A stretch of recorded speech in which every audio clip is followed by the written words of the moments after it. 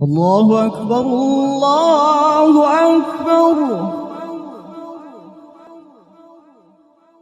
दोस्तों अस्सलामु अलैकुम। लौचा इज्तिमा का आज दूसरा दिन है। कल तीसरा और आखिरी दिन है। कल दुआ होगी और फिर दुआ के बाद इज्तिमा अपने इख्तिताम पर पहुंच जाएगा, यानी इज्तिमा ख़त्म हो जाएगा। किशनगंज, कटिहार, अररिया, पूर्णिया, दरभंगा, भागलपुर, समस्तीपुर, पश्चिम बंगाल और नेपाल से कसीर तादाद में यानी भारी संख्या में लोग इस इज्तिमे में शिरकत किए हैं। दिलचस्प बात तो यह है कि इसमें हर उम्र के लोग शिरकत कर रहे हैं। यहाँ नौजवानों की तादाद सबसे ज़्यादा देखी जा सकती है। इससे भी बड़ी बात यह कि लोग बढ़ चढ़ कर खिदमत खल्क में हिस्सा ले रहे हैं, यानी दोस्तों सेवा भाव से अवामी खिदमत कर रहे हैं, लोगों की हर तरह से मदद कर रहे हैं। यानी जिनसे जितना हो पाता है वो अपनी अपनी सलाहियत, अपनी अपनी काबिलियत और अपनी लियाकत के हिसाब से लोगों की मदद कर रहे हैं, उन्हें फ़ायदा पहुंचा रहे हैं। जगह जगह मुफ्त मेडिकल सुविधाएं उपलब्ध हैं, पीने के पानी का मुफ्त इंतज़ाम भी किया गया है। कुछ लोगों ने तो चाय की सेवा भी फ्री कर रखी है।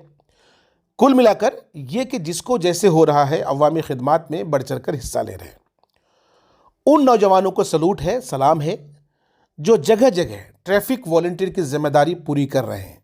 हर शख्स चाहता है कि वो अपने हिस्से की जिम्मेदारी और नेकी कमाएं।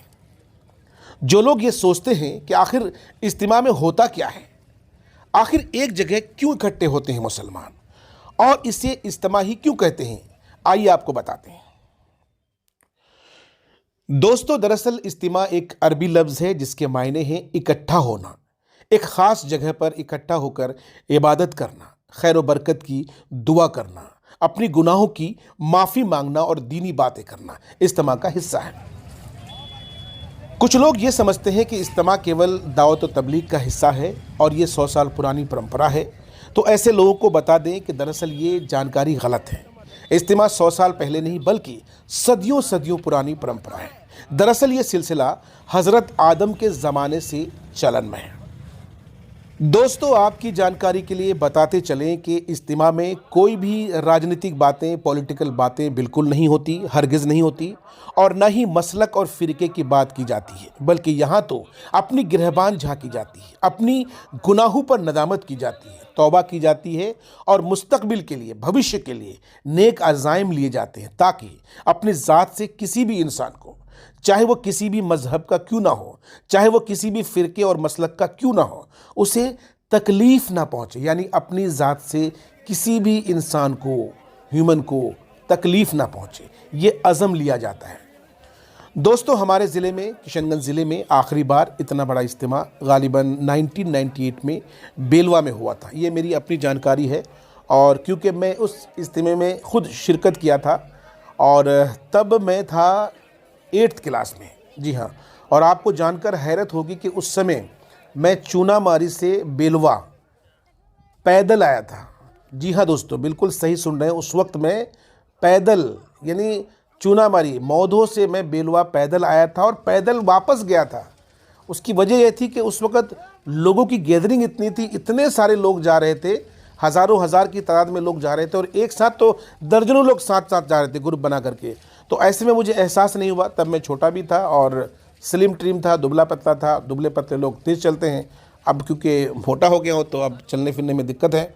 बहरहाल जो भी हो, लेकिन जहाँ तक मेरी जानकारी है कि वो इज्तिमा जो है आलमी इज्तिमा 1998 के आसपास हुआ था और तब और अब में 25-26 साल का वक्फा तो हो चुका है। इस 25-26 साल में एक जनरेशन तैयार हो गई है और हज़ारों लोग अल्लाह को प्यारे हो गए।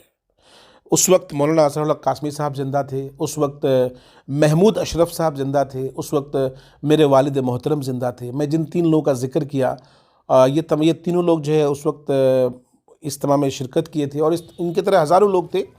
मैं 3 ही लोग का नाम अभी याद आ रहा है। तो मेरे भाइयों, आज वो इस दुनिया में नहीं है। कल यानी अब ये इज्तिमा हो सकता है कि 25-26 साल के बाद फिर इसी वक्फे से हो, तो हो सकता है कल को हम लोग ना रहें, तब फिर एक नया जनरेशन तैयार हो जाएगा। दोस्तों अपने ज़िले में अगला इज्तिमा, वो भी आलमी इज्तिमा, कब हो कहना मुश्किल है। अगर ऐसा ही वक्फा रहा तो यकीनन फिर एक जनरेशन तैयार हो जाएगी और हज़ारों लोग रुखसत हो जाएंगे। इसीलिए इस आलमी इज्तिमा में ज़रूर शिरकत करें, ये मेरी आपसे गुजारिश है। कल यानी संडे, रविवार को दुआ है, लाखों हाथ फरियाद के लिए उठेंगे, क्या पता कौन सी दुआ कबूल हो जाए। इसलिए मेरे भाइयों, अपने काम को थोड़ा सा आगे पीछे करके दुआ में ज़रूर शिरकत करें और अपनी दुआ में मुल्क व मिल्लत के लिए, भारत की मुस्तकबिल के लिए, भारत की सलामती के लिए और फ़िलिस्तीन के मज़लूम मुसलमानों के लिए ज़रूर दुआ करें मेरे भाइयों।